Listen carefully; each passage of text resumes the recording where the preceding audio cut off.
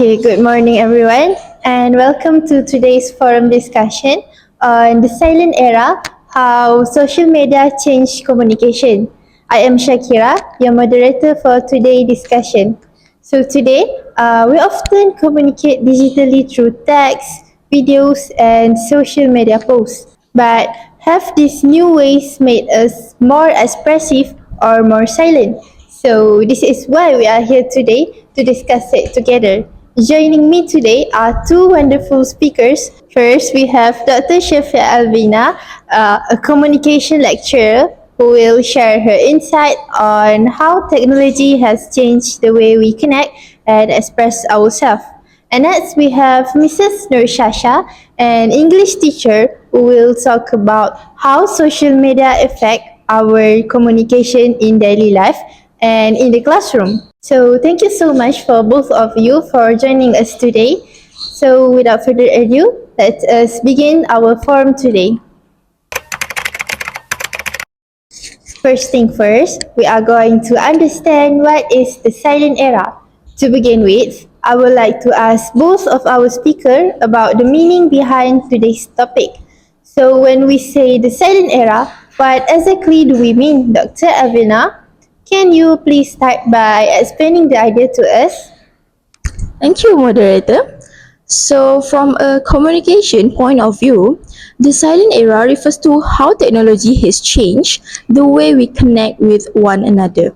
People today communicate all time, but much of it happens silently, whether it is through text, emojis, messages, and video, instead of real face-to-face conversation.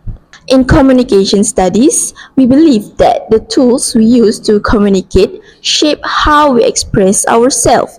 This idea was explained by a communication expert named Marshall McLuhan, who said the medium is the message. It means that when we use digital platforms like Instagram, X, WhatsApp, or Facebook, our communication became faster and shorter. We use symbols, short forms, and visual more than full sentences or emotions. For example, a single emoji can replace a whole sentence, but it does not always carry the meaning and the same feeling.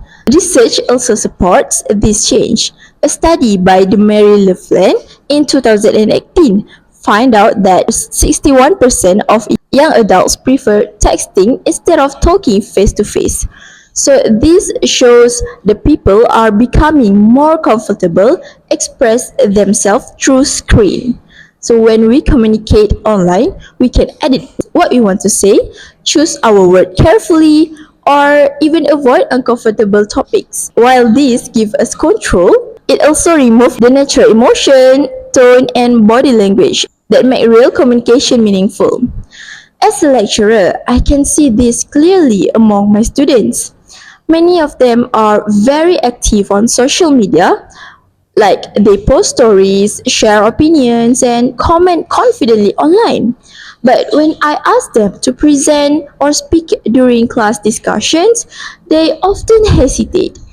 They have great ideas, but they struggle to express them verbally. This shows how digital habits have shaped their confidence and communication style. I believe this new form of communication is not completely negative. Technology also gives opportunities for people who find it hard to speak in person.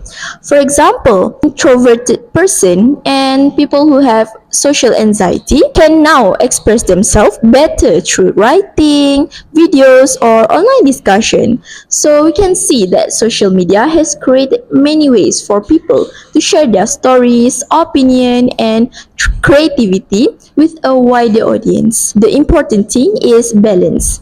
We need to use technology wisely without losing the human touch in our conversation. So real communication is more than just sending messages, but it is about understanding feelings, showing empathy, and build trust. Studies show that face-to-face communication can improve relationships, reduce loneliness, and make people feel emotionally supported. So these are things that online communication cannot fully replace.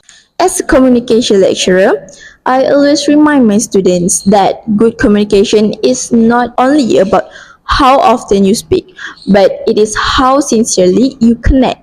So, we must learn to balance our digital communication with real human interaction. And it is about to put down our phones sometimes and truly listen what others talk.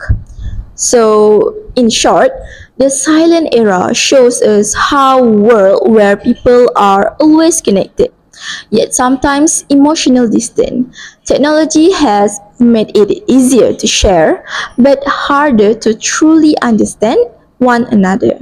Our challenge now is to use these tools to connect more meaningfully, not just more frequently. I think that's all from my opinion. Thank you. Alright, thank you so much, Dr. Elvyna. And that was a very clear explanation. So now, Mrs. Shasha, what's your opinion? Do you agree that we are living in the silent era? And how do you see this in your students or maybe in the community? Thank you so much, our moderator Shakira. So, to answer your question, yes, I completely agree that we are living in what people call the silent era. So, from my point of view as a secondary school teacher for almost 10 years, the silent era means a time when people communicate less using their voices, but it is more through technology. Even though my students cannot bring their phones to school, I can still see the strong influence of social media and online habits in how they behave and communicate. So it is called silent not because people do not speak at all, but because our real communication, which is face to face with emotions and expressions, for me, I think it is slowly disappearing. So in this era, many young people they are more comfortable typing or commenting online rather than speaking in real life. So they can express their feelings well through captions, emojis, just like Dr. Elvyna said, or maybe short videos, most likely like in TikTok. But when it comes to real life conversation, they become quiet, shy, or unsure. So this is to me is what makes it a silent generation. Not physically silent, but we can feel it emotionally and socially quiet. So as a teacher, I can see this clearly among my students in different situations. So I want to share with you two real examples from my classroom and in my school life. So the first situation happens during class discussions. So when I ask my students simple opinion questions like, what do you think about this issue?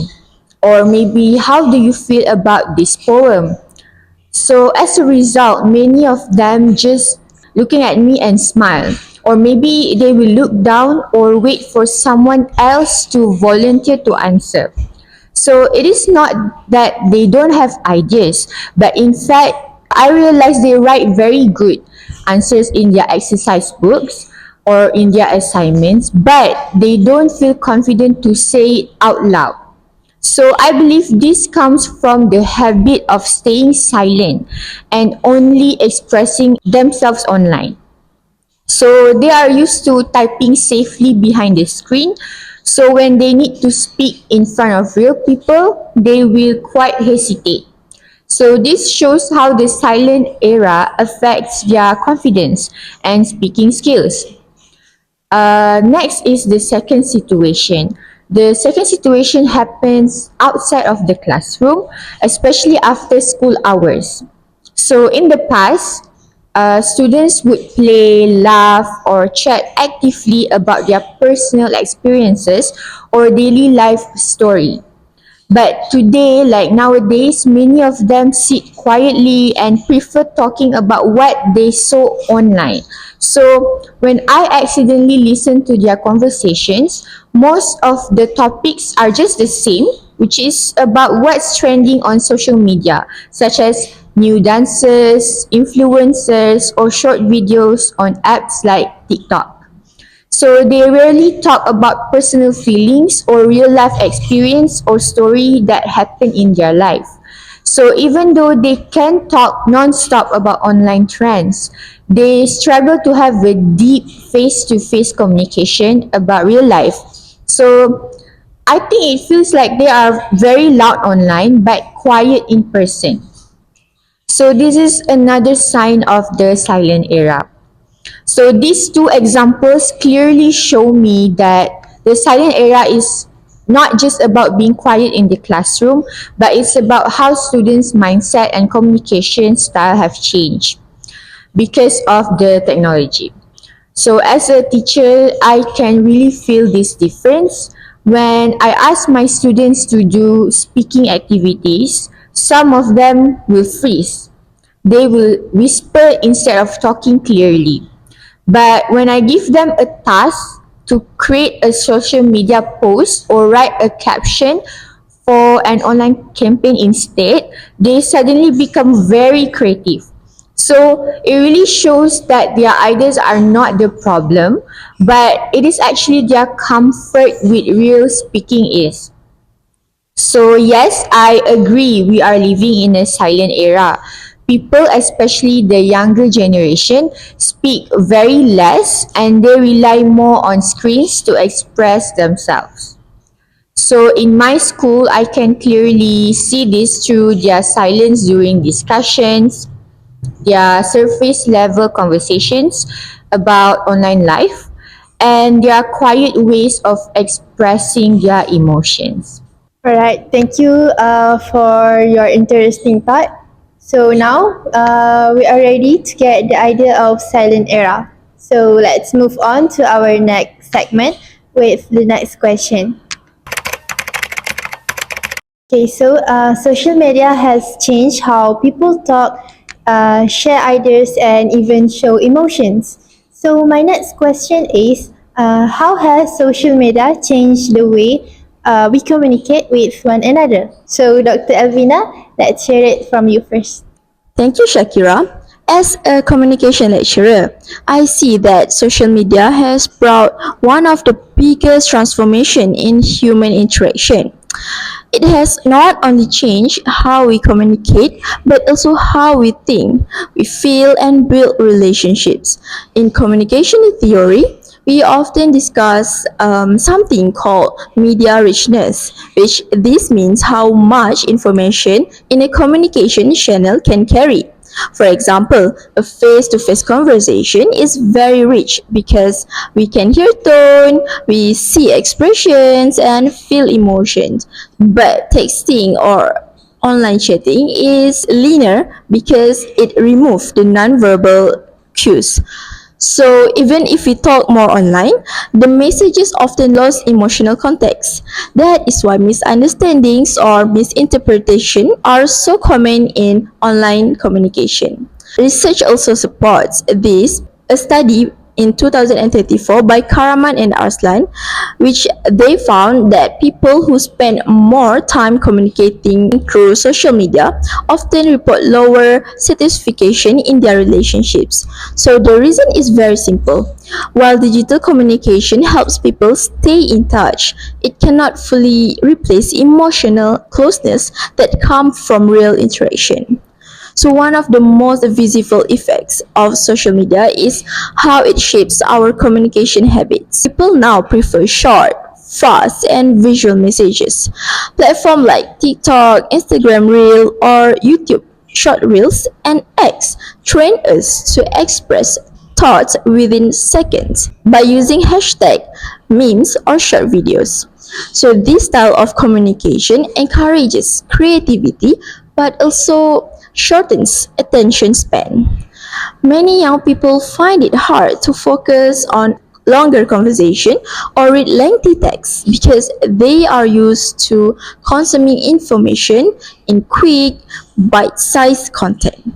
So another change is language style.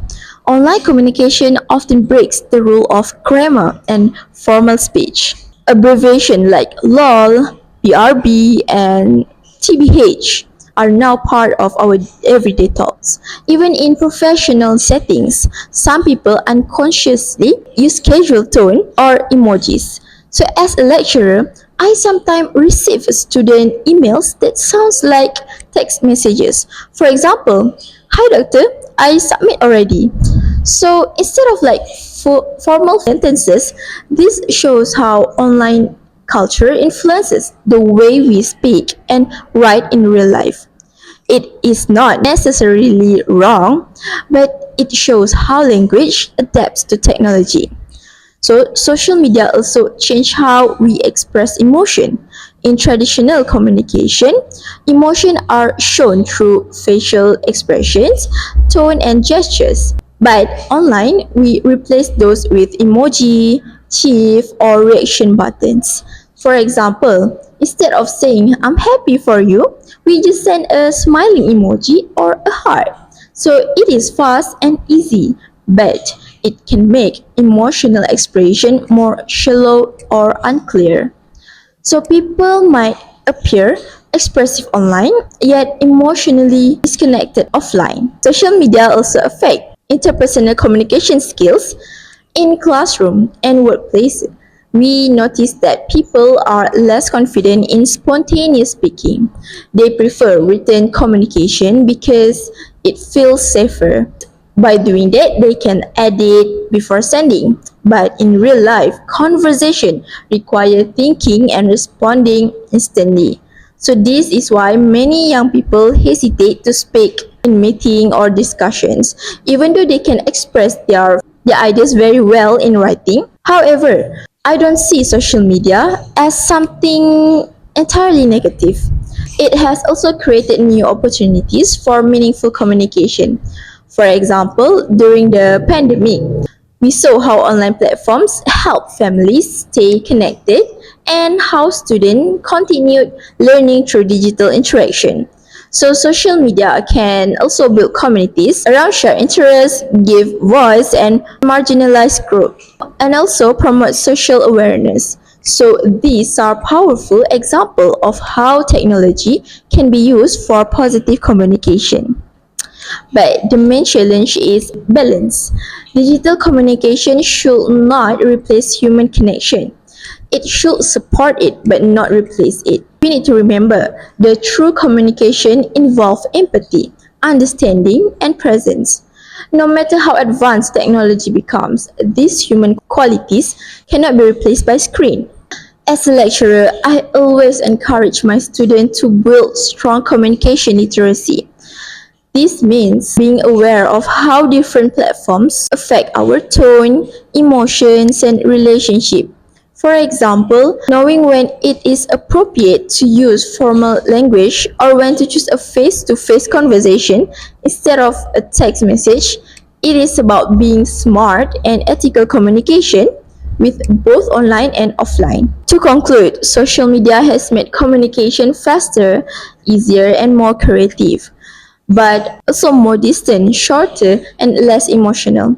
It has changed not only our habits, but also our understanding of what it means to truly communicate. Our goal is now to find the right balance between the digital and the real world.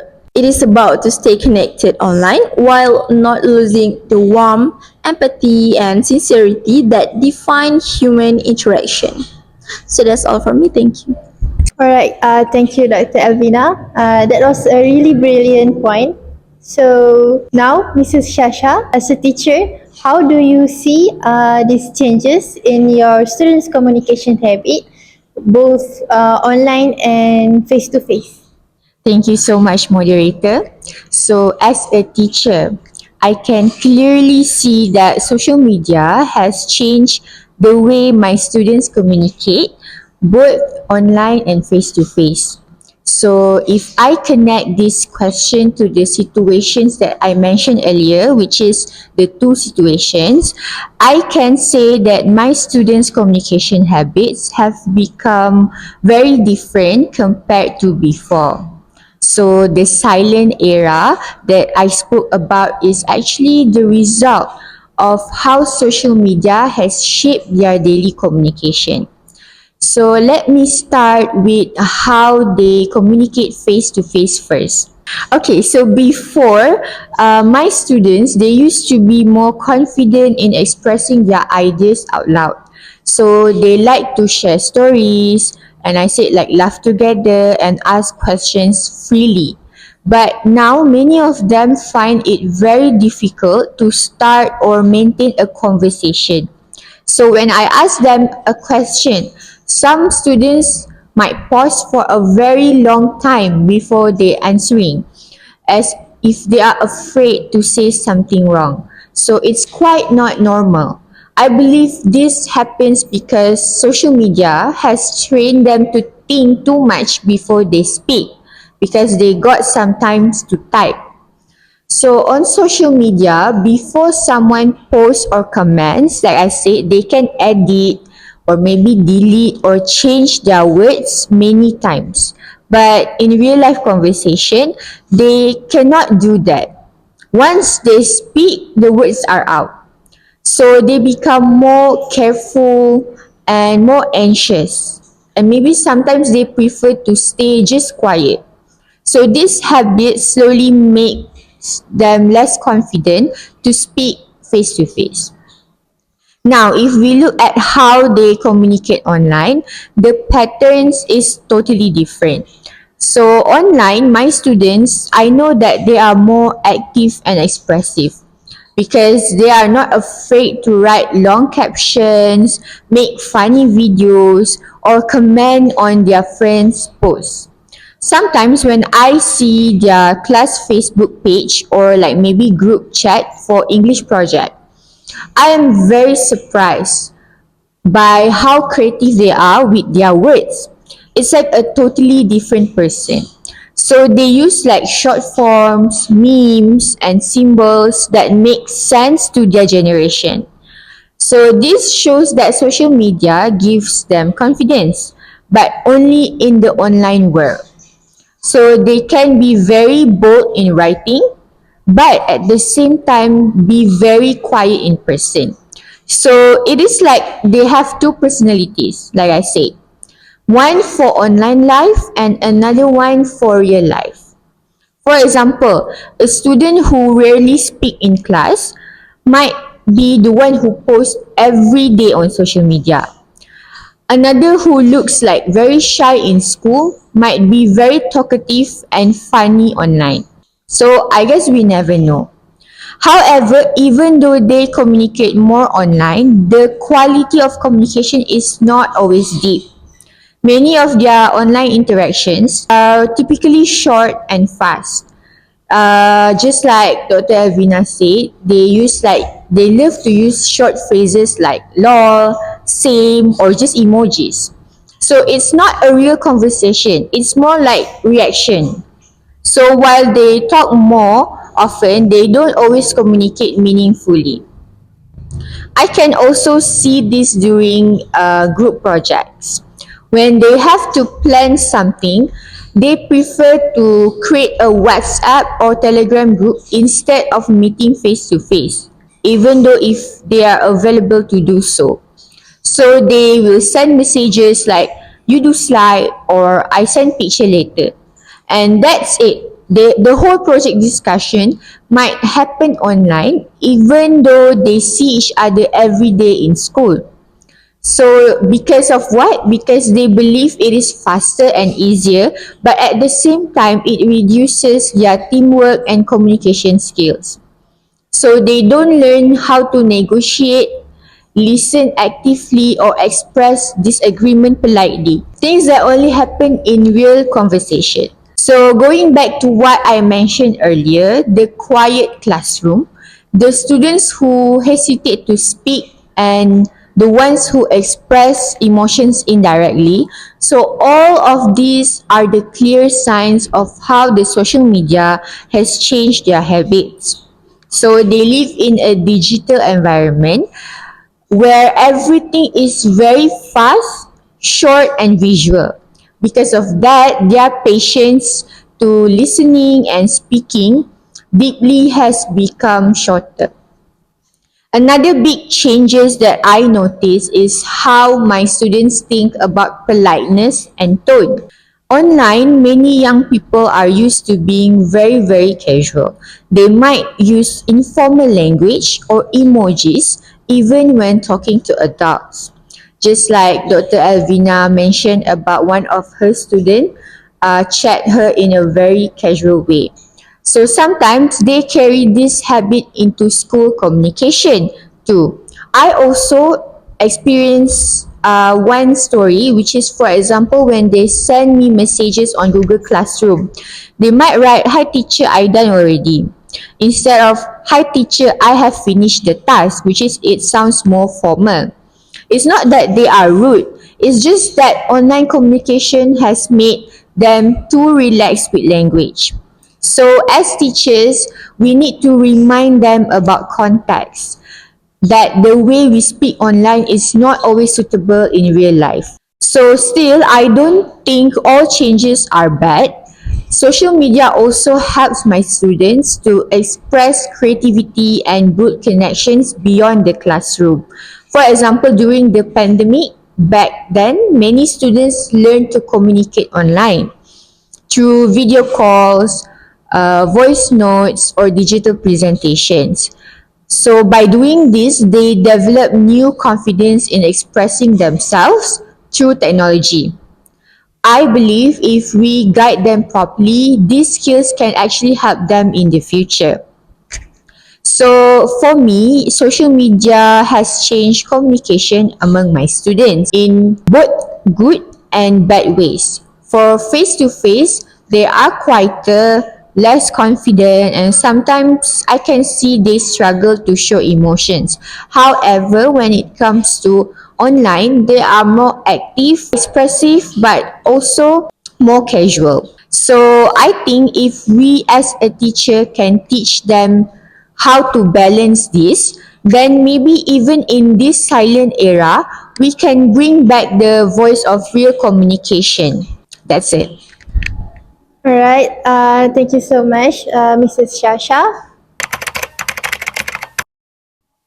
Alright, so now let's move a little bit deeper.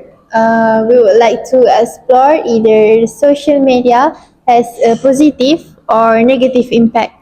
So, social media can connect people from different parts of the world, but at the same time, some say it makes us more isolated. So, my next question is, do you think social media makes us more connected or more distant from real communication? So, Dr. Elvyna, please share your view. Alright, thank you, Shakira. So, from my point of view as a communication lecturer, I believe that while social media offers many advantages, it has actually made us more distant in terms of real communication. It gives us the illusion of being connected, but in reality, many people today are more isolated and emotionally detached than before. One of the main reasons is that social media replaces genuine conversation with quick interaction. Instead of talking face to face, people now prefer to comment, like, or react with emojis. By this short response, it makes communication fast, but they remove the emotional depth that comes from tone, eye contact, and expression. For example, when we talk in person, we can feel sincerity through someone's voice or body language. But online, that emotion is often lost. People appear to be active communicators, but much of it is just surface level engagement. Another major concern is that social media encourages performance over authenticity. Many users carefully control how they present themselves online by choosing the best photos, editing their words, or posting only positive moments. So, in communication theory, this is called impression management, which it means people communicate to create an image, not to share their main true feelings. So as a result, we start comparing ourselves with others and communicating less honestly. This habit affects how people interact in real life too. They become more concerned about how they are seen rather than how they connect. Social media also affect the quality of our attention because we are used to short, fast content like TikTok videos, Instagram reels. So our attention span is shrinking. So many people find it difficult because they are easily distracted by notification. A study by Alina Pols in 2025 found that constant online engagement will show a sign of having shorter attention spans, fragmented memory recall, and feeling of overstimulation. So this means the more time we spend communication through screen, the harder it becomes to listen actively and understand others. Another issue is emotional distance that grows when communication happens mostly online. Sometimes people use social media to replace real emotional support. For example, when someone feels sad or lonely, they might post a vague status hoping for likes or comments instead of talking to a friend directly. It feels comforting at first, but it does not build a real connection. Over time, this kind of communication can increase loneliness and reduce social skills.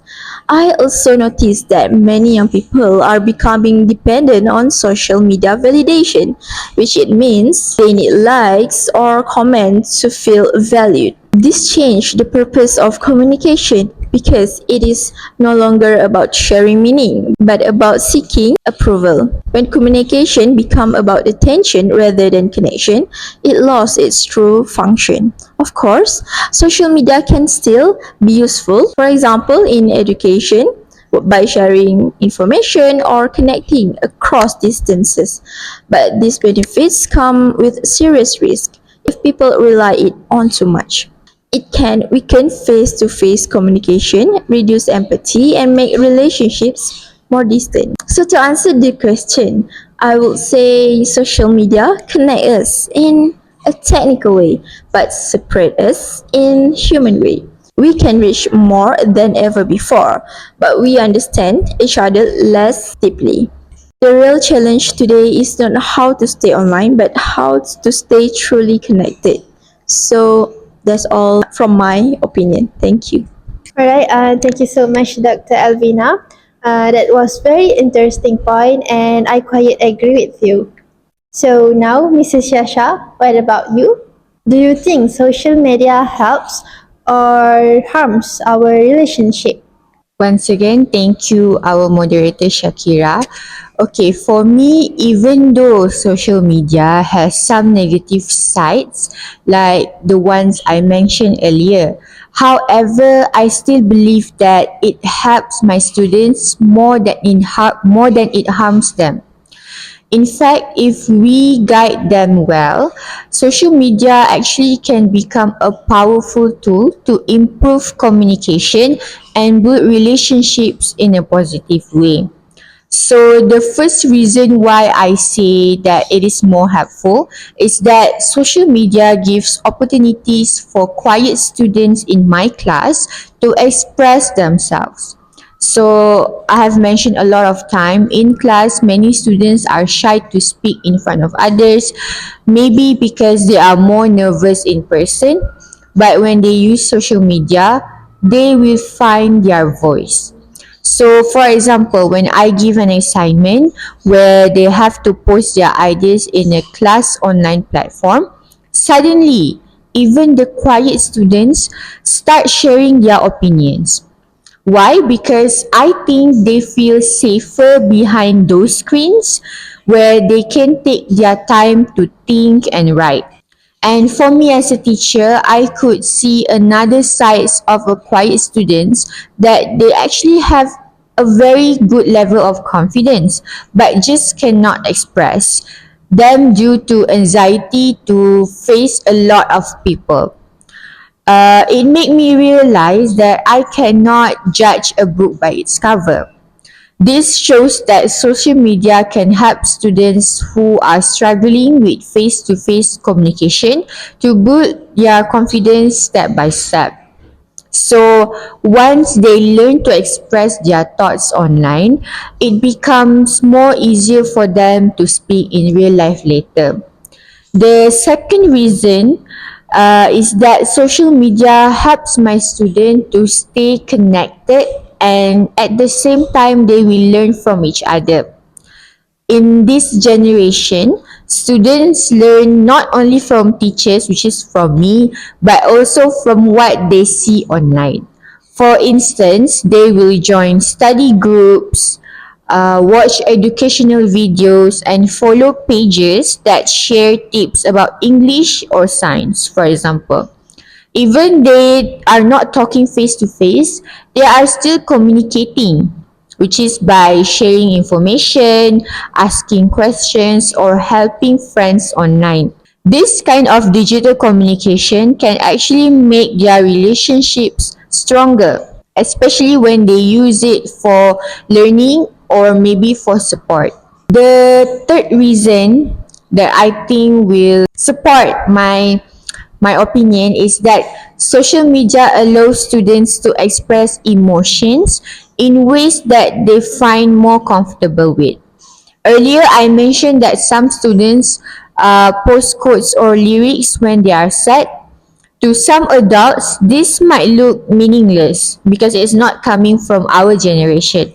But for them, it's a way to show feelings indirectly. Not everyone is actually ready to talk openly, so expressing through posts or messages is still a form of connection, right? So sometimes when a student posts something sad, after that their friends maybe will notice and reach out privately to check on them. So that simple action already builds care and empathy in our community. Even though the communication happens online, the feeling is still real. Lastly, I believe social media can help students develop global awareness and understanding. Through social media, they are exposed to people from different cultures and backgrounds. They will learn how others speak, think, and also live. This makes them more open minded and helps them appreciate diversity. So, social media, if we use it properly, it will become an extension of education. Of course, we cannot ignore the negative effects like addiction or poor face to face skills. But the key is the balance. As teachers and adults, our role is to teach them how to use social media wisely, which to communicate, learn, and support one another. So, to answer your question, yes, I believe social media helps more than it harms. Instead of calling it a problem, I see it as an opportunity. It is a modern tool that, when guided properly, it can build better communication and not destroying us. So I hope it answers your question. Alright, thank you again, Mr. Shasha. Your point also is very true and thoughtful. Alright, now we have moved to our last segment. So before we end today's discussion, I would like to focus on something positive, which is how we can move forward. So my final question is, how can we use social media wisely to improve communication instead of losing it? So Dr. Elvyna, what are your suggestions? I believe the key to use social media wisely lies in rebuilding real connection through conscious communication. Technology is not the enemy, but it is how we use it to make the difference. So, as a communication lecturer, I would like to share a few practical ways we can improve the quality of our digital interactions. Firstly, we need to develop digital self awareness, which many people post or respond online without thinking about how their words or tone may be received or affect others. So, in communication studies, we call this as digital empathy, which the ability to understand emotions through text or visual. Before replying or postings, we should pause and ask ourselves, is my message clear, respectful, and meaningful? So even a short message, if it is written with empathy, it can build stronger connections than a long one that lacks sincerity. Secondly, balance is very essential. Social media should complement but not replace a face-to-face interaction. I often remind my students use technology to connect, not to hide. So, having meaningful offline conversations strengthens emotional intelligence. It is something that cannot be learned from screen alone. Setting small habits like no phone, no meals, or offline study session, it can slowly rebuild the habit of a genuine connection. Next, we should use social media for meaningful learning and collaboration. Platforms like TikTok, YouTube, LinkedIn, and X can be excellent tools for professional growth. For example, communication students can follow expert talks, share reflections, or discuss ideas in online forums. When used this way, social media becomes a classroom without walls, which it is a space for sharing knowledge, not just entertainment. And lastly, we should remember that technology should serve humanity, but not replace it. Social media is a tool, but the heart of communication is still human connection. So if we use our platform to listen, understand, and uplift others, we can transform digital spaces into communities that encourage empathy, creativity, and growth. So, to sum up my overall opinion, the best way to use social media wisely is to combine awareness, empathy, balance, learning, and responsibility. When we apply these principles, social media no longer weakens communication, but it strengthens it by bridging not only distances, but hearts and mind as well. So, that's all from me. Thank you. Thank you, Dr. Elvyna. And Mrs. Shasha, what do you think? What can young people or students do to make communication more meaningful in the digital world? Okay, thank you for the question. So, I think this is a very important topic, especially for our young generation. We cannot stop the use of social media, of course, or digital communication. It's already part of our daily life. But what we can do is to help students learn how to make their communication more meaningful and respectful. First of all, students should learn to communicate with purpose, not just for attention. So many young people post things online just to get likes or views, or in another words, attention. But meaningful communication means sharing something that brings value to others. Maybe an idea, a reflection, or even a positive message. I always tell my students before you post, you need to ask yourself, will this make someone feel better, learn something, or think deeper? So if the answer is yes, then it is meaningful. But instead, if it's not, maybe it's better to keep it to yourself. Secondly, I think students should balance online and offline interaction. It is okay to text and message, but it's also important to talk face to face. Real life communication happens when we look at someone, listen carefully, and respond with emotion. I always encourage my students to take small steps.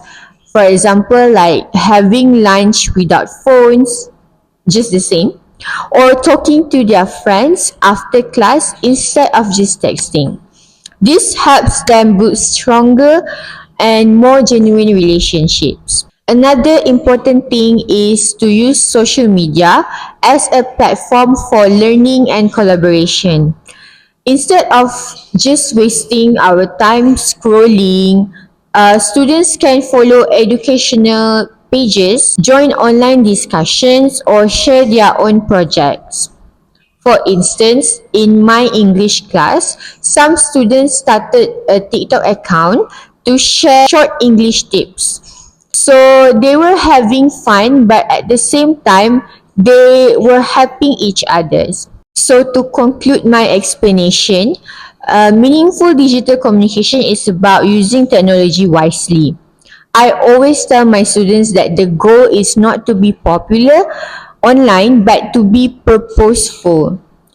If we use our words with kindness and purpose, even in the digital world, our communication will always have meaning. That's it from me. Thank you. Thank you so much, Dr. Shafia Elvyna and Mrs. Nur Shasha, for sharing your valuable ideas and experiences today. So, from our discussion, we can see that social media has completely changed how we communicate, bringing people closer in some ways, but also making real conversation more difficult. So once again, thank you so much to both our speaker and to everyone who's watching or listening to this forum. So that's all from me, your moderator today. So have a great day.